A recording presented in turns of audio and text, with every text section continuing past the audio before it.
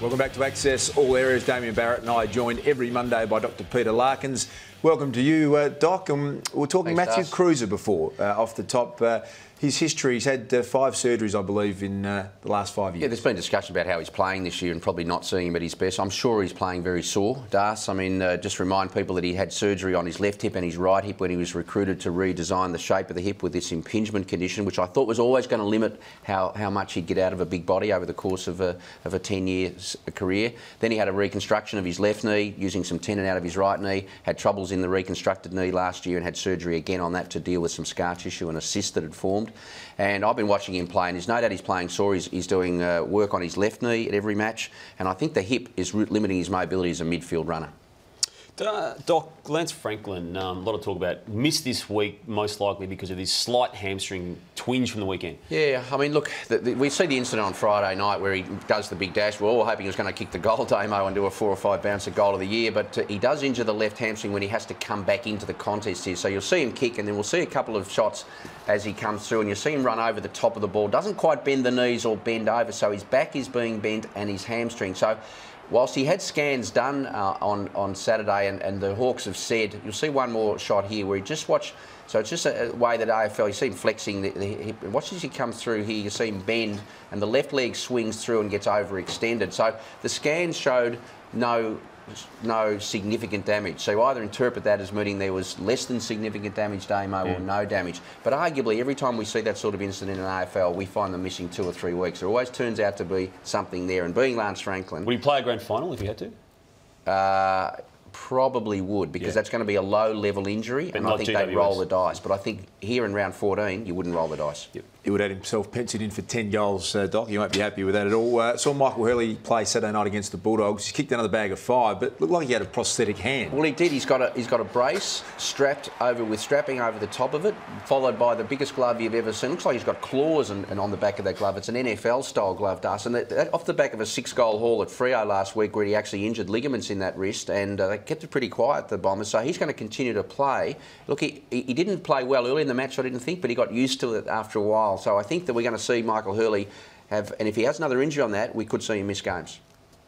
Doc, what about Jason Blake going down for St Kilda late in the game against North? Well, they had a few troubles with their big guys. This is a left ankle injury with Blake, and he couldn't put weight on, had to come off. So we see him come into a contest and just goes over on the outside of the left ankle and couldn't put weight through it, as I said. So they turned out to be the ones where they have a lot of treatment early in the week, Damo, and sometimes they just can't come up and play. But given the tall situation that they've had with a few players, and you see Blake trying to put weight through it there, obviously they'll be working furiously on him today and the rest of the week. And only moments earlier, they'd subbed Reece Stanley out of the game with a hamstring. He's had a history of hamstrings. Well, that was the big issue, because round 8 this year, we know he won the AFL sprint. He's a really fast, tall player, and he missed a month after round 8. He's only been back the last 2 weeks and then has a recurrence. A recurrence means add more time than the first one, usually. So if you put 4 to 5 on top of that, we're not going to see Reece Stanley arguably now until, you know, basically round 20 maybe. Tom McDonald not well enough to fly back with the team, the young Melbourne player? Yeah, again, he got cleaned up and he got a big hit in the left side of the lung, Das, which put him in hospital up in Brisbane, the Melbourne player. We see Source Merritt come through and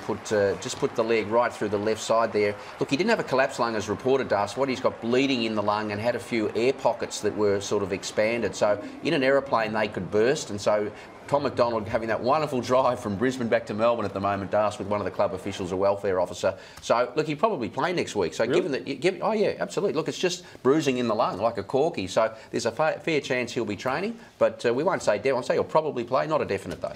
There's a lesson there. Stay away from big Source Merritt, Damo. He causes damage on a regular basis. Jake King, one of our all-time favourites. How is he? Jake again, we like to see him playing. The left knee got strapping on already from a posterior cruciate in round 6, where he missed about 6 weeks. And here we see the incident again when watch Ben Rutten come in over the top. He bravely goes on after having it the first time. So the left knee, see it strapped there, boys. Then you see 105 kegs of Rutten fall across the leg and take out the medial. You see the freeze there. So they've already conceded 5 to 6 weeks more for Jakey King there, Das. So he's not having a good season, Jakey. He's going to be pretty sore in that knee.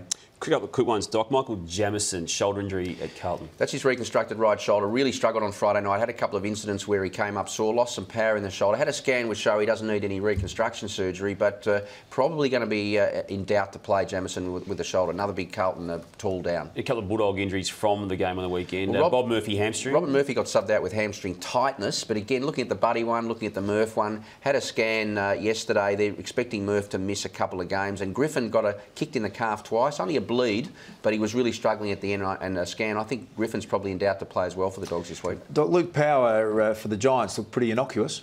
Yeah, we see him back playing. Again, we're talking about blows to the chest. We've seen Jay Schultz get a bad one, didn't look like much, end up missing a month. And we just see Big Mike Pike land on the left side of the abdomen as well as the side of the ribs. And look, it's interesting because Lukey Power, he tried to jog off the ground. He had to lie down flat, couldn't breathe, Darcy, and they brought out the Medicard. So again, just watch it. It's really just, it's not even a heavy weight. It really just goes and just catches him.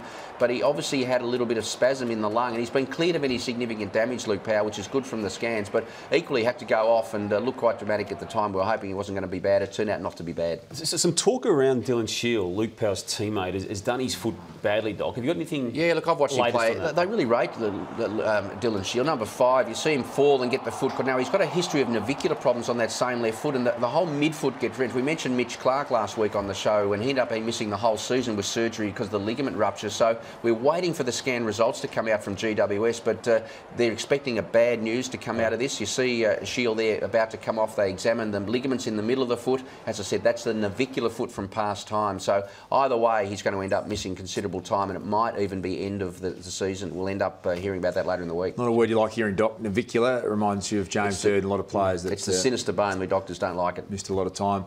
Hey, quick reminder now of our OPSM poll. Let's take a look there at the 3 great mullets. I want you to vote on that. Is it Ivan Maric, Jesse Crichton or Taylor Walker? We'll have the result of the poll on Friday's Access All Areas.